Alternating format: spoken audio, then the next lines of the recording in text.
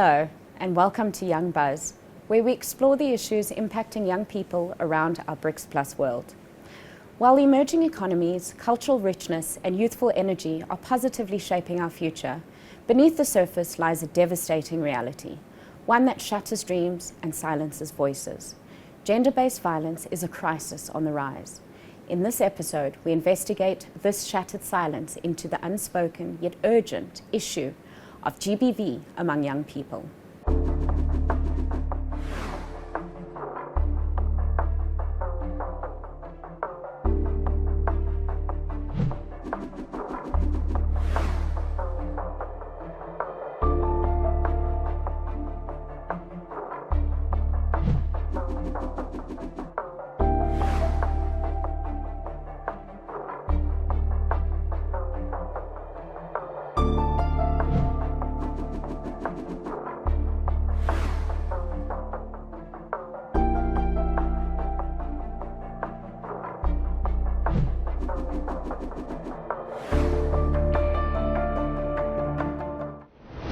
Behind every statistic is a story of pain, survival, and resilience. The stories of survivors have been silenced for too long.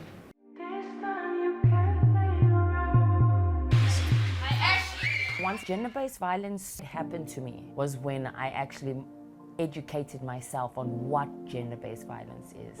And through that education, I learned that, wait, I've been experiencing abuse since I was a kid.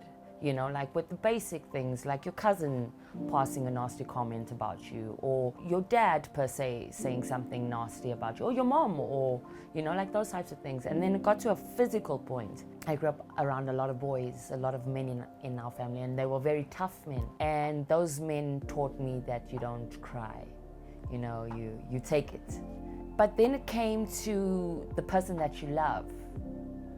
Now, not on the first time stopping, not the second time stopping, not the third time stopping, not the fourth, fifth, or sixth time stopping, till you get to a point where you wake up. With my first situation, I woke up that one morning and I went on my knees that morning and I'm like, Lord, what is not for me, remove it. I knew that my partner was able and he had access to people that ran a certain type of lifestyle in an underground world. I was forced to take liquid G. I was forced to take crystal meth. I was forced to take Mandrax. I was forced to take cocaine. I was forced to drink. I didn't eat for days. Not because there was no money. I had money. Everything was at my expense, but I was not existing. There were days where I couldn't remember a lot of things because I was being drugged. That's how I got raped.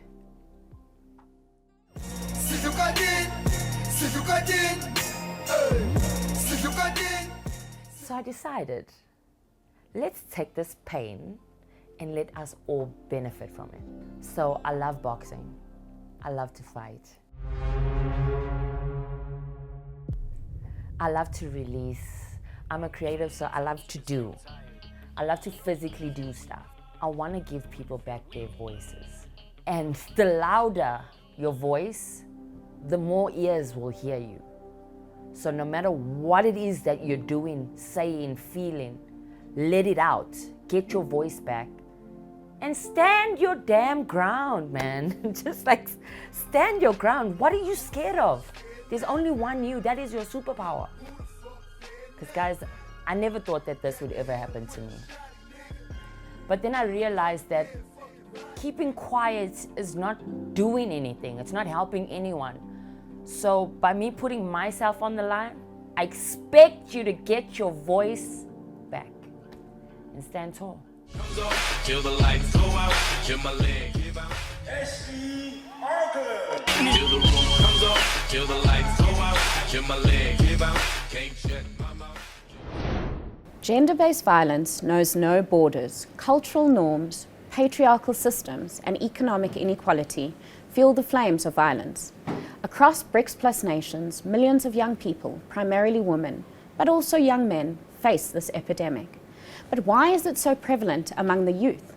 And what are the systems in place, if any, to fight against it?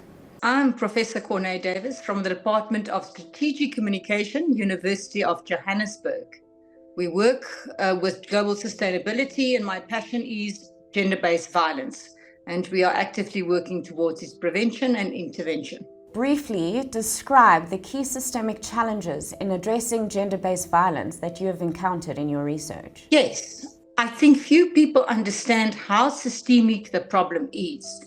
If you look at the approach what we call functional differentiation in academia, you're looking at multiple systems such as politics, law, religion, education, science, and then media, and the most problematic system, the family, which is where most forms of gender-based violence occurs.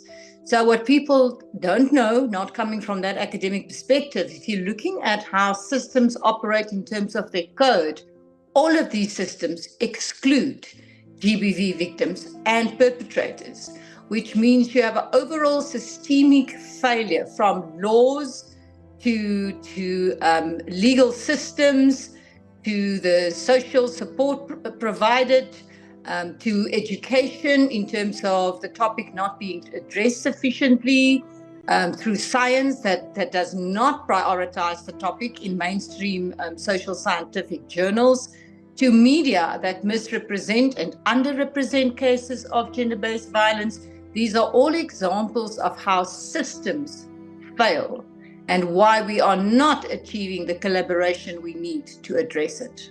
I'd like to ask you, how do cultural and societal norms contribute to the persistence of gender-based violence, and what role do they play in the systemic barriers? Globally, we are still dealing with the ideology of patriarchy. That means that no matter what country, what culture, you have a predominant patriarchy that subordinate women, limit their opportunities, keep them unequal, and meaning that the topic remains stigmatized. That is the key driver of gender-based violence, and that leads to the several other problems we have, such as non-reporting. And because of that, none of the statistics are accurate, because it's still positioned within the field of health sciences, specifically public health. And those programs have never succeeded. There's been some interventions, but if we're not going to work closer to home, we're not going to achieve any success. I absolutely agree with you. And coming from me personally, I was not going to share the story, but listening to this conversation that we're having, I am a survivor of gender-based violence. And one of the things that I agree with you is key, is education, is information, and the support system. Because for me, it happened to me when I was living outside of South Africa, and I had no family members there for me to go to. But thankfully, my friends helped me, and I managed to get back home. I almost lost my life in that situation, and I thank God that I had the support system of my friends, and I had the inclination to reach out to the ones that I did trust and ask for help.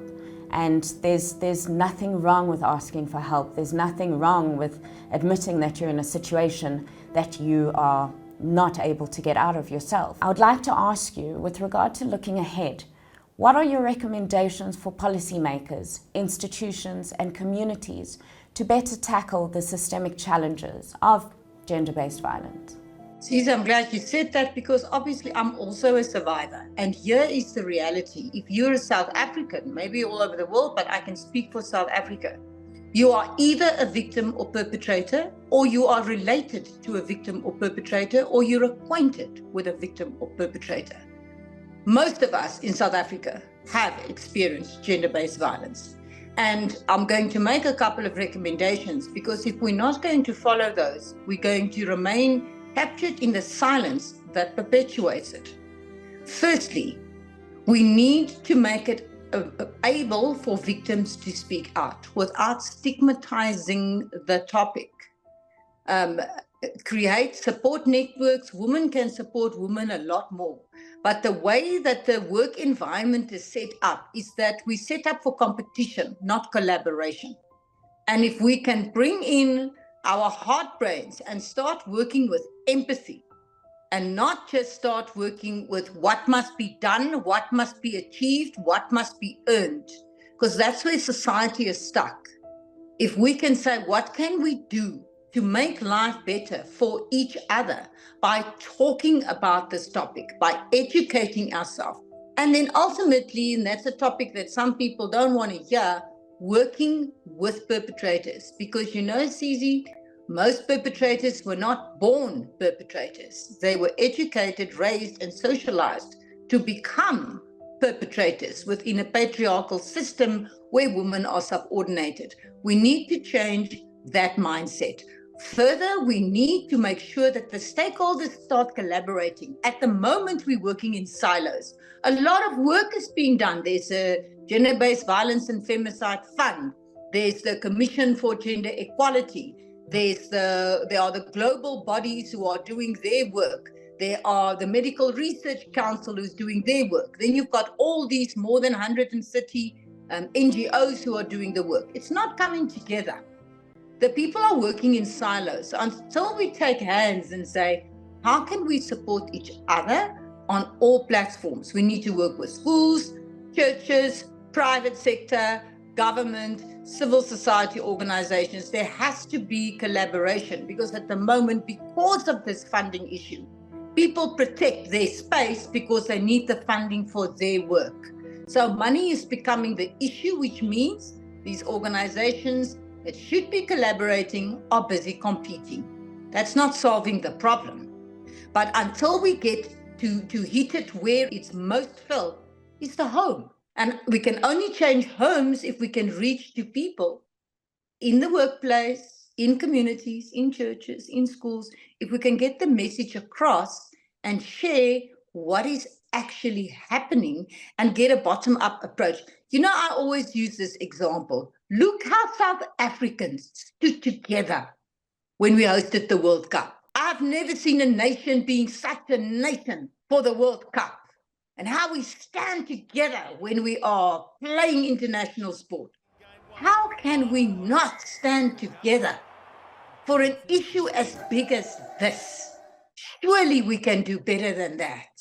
Professor Davis, such powerful words, and I hope those at home have learnt a thing or two from Professor Davis.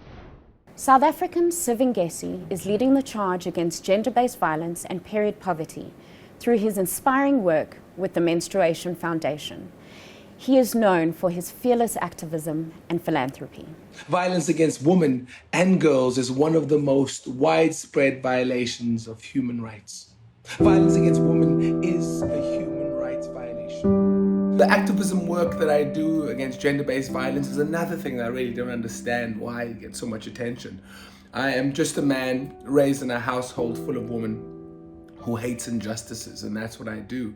I feel like being an activist is something that I think should be a norm, but I think a lot of the times I feel like we spend so much time celebrating a person like me, but when we should be taking a moment to look and asking ourselves, why aren't more people doing it? It should be normalized. And for me, I will fight any injustice I see in the world, and I will continue to do so till the day I die. What's my motivation? Specifically when it comes to gender-based violence, I was raised by powerful beast Xhosa women in my family, my aunts, my cousins, the only child of two older sisters, and my family's just surrounded by females. So I only know, strong role model females, and I've always been able to know that you need to fight for injustices anytime you can. Online, I continuously get stories from women who've been abused by husbands, boyfriends, or perfect strangers. I get involved with police to dig down and really be able to expose men who abuse, rape, and do crazy things to women and young kids. Where's my motivation? My motivation is just, I want to see a world where gender-based violence is a thing of the past. And for me, my mother passed away 2 years ago, and she's my wind in my sails to be continuously go out there and change lives as much as possible and be able to fight injustices. I will never stop. I will continue to fight. What kind of things have I faced in being able to do this kind of work? I'm sure there are many men out there who hate my guts. There are many men out there who think I'm a sellout to men, and for me, I'm like, come on, let's go. I believe that only cowards hurt women and children, and I'm not a coward. Is there a price to pay? There is a price to pay. There's a price to pay, and I'm sure there are men out there who want to hurt me for exposing them. Me exposing men has definitely destroyed many lives, and of men who abuse women, and I feel nothing, and I will do it again over and over and over again. But what I've noticed is that every man I've ever outed for hurting women has never, ever approached me. Because if I was falsely accused, I would get in and I would really want to defend my honor. But a lot of them cower away. If they see me, they walk the other direction, proving that cowards are the only people who abuse and hurt women and children. If any man is listening to this, I challenge you. I challenge you to get your hands dirty. I challenge you to realize that we men are part of the problem, and that it is time that we become part of the solution and the solution. And I am nothing close to perfection. I am not chasing for perfection. What I'm chasing is improvement and accountability as a man. Coming up, the brutal rape of a young female Indian doctor sparks outrage. And we journey to Amhara in Ethiopia, where we learn from 2 survivors of the war-torn region.